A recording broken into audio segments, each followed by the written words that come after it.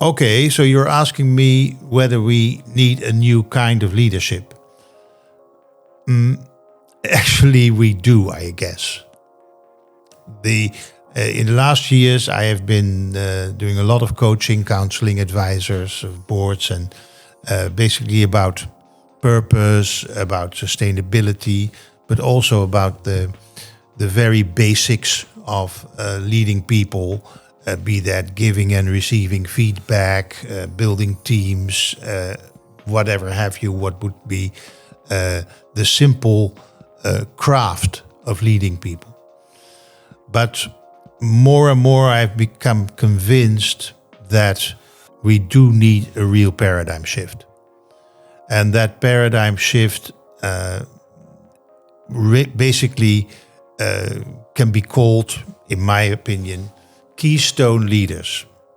And Keystone leaders refers to the notion of a keystone species. And both humans as, say, animals within an ecosystem can perform that role of a keystone species, where they sort of have a disproportional influence on the whole ecosystem and basically steward the whole ecosystem. Now, let me elaborate a little bit about, say, the paradigm shift that we need and why I have come to the conclusion that that is really necessary. There are basically 4, 5, 6 items that you could mention that has really defined the way we lead and run organizations today. But the basic, say, assumptions or the basic attitudes of that paradigm, I would define like, well, first of all, there is a disconnection, a real disconnection from nature.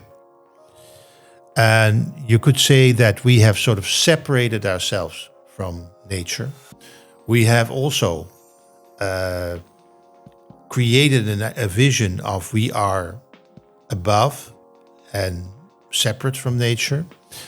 So from that disconnection follows a, say, anthropocentric worldview. We basically worry about human needs. And if you look at what comes from that,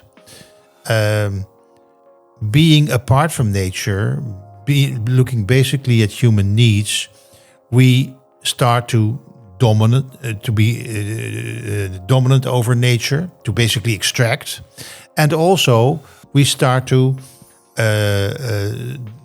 use a dominant model amongst ourselves. Like, okay, so we have humans and we fight. We have competition and domination. That in itself leads to short-term focus. And so in the end, what we see is profit maximization on the short term. We see shareholder value as the dominant model, but we very seldom realize what are the assumptions that actually lead to that short-term profit maximization. So what we need to shift to is an awareness about our interconnectedness with Mother Earth, but not just with Mother Earth, because we humans also, I would say, we can live like a tree. We can have our leaves up in the air, in the high sky, our roots in the earth. So we basically also connect the spiritual realm. And so it's not just the material earth realm, it's also the airy and spiritual realm.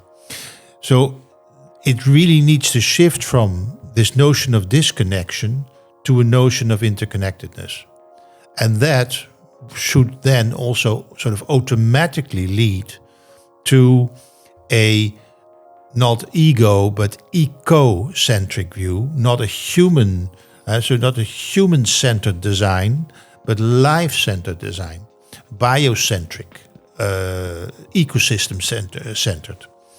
And when we start to come from these assumptions, we will no longer have this need or idea about dominating nature, but we will be working together with nature. We have to learn to come from a partnership, a stewardship with nature, and simply recognizing that humans are part of the web of life. And that indeed we should not just care for our own needs, but look at all life.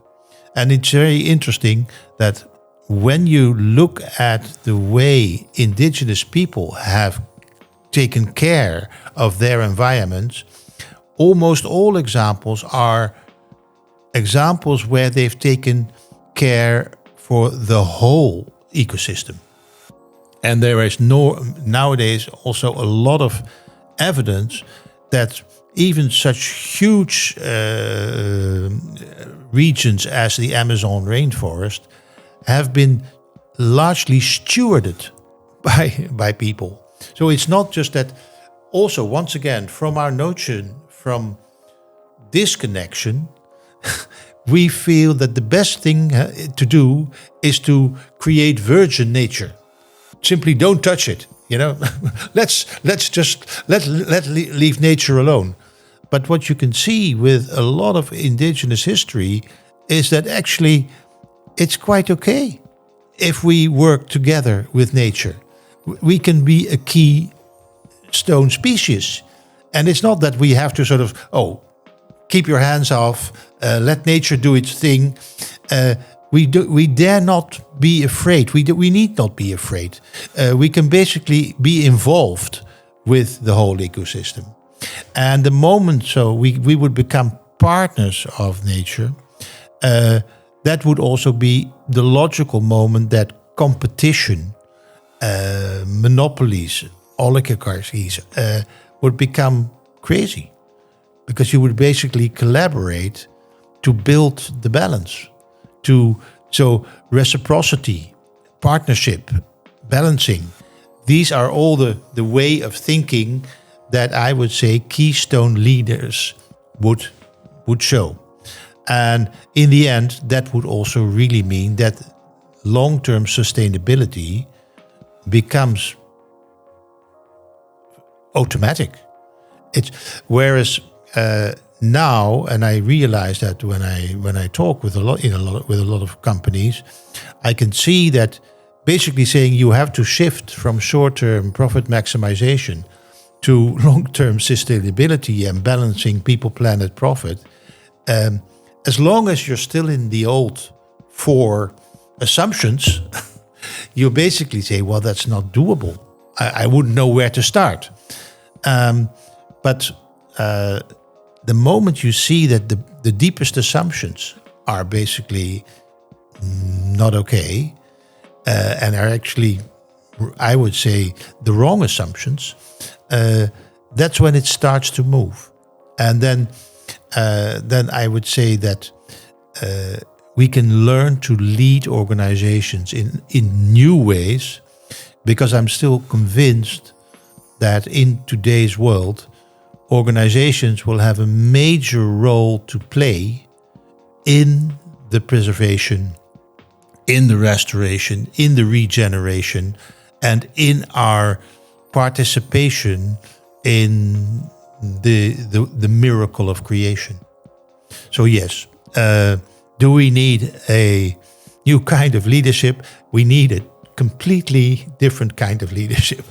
We need Keystone leadership.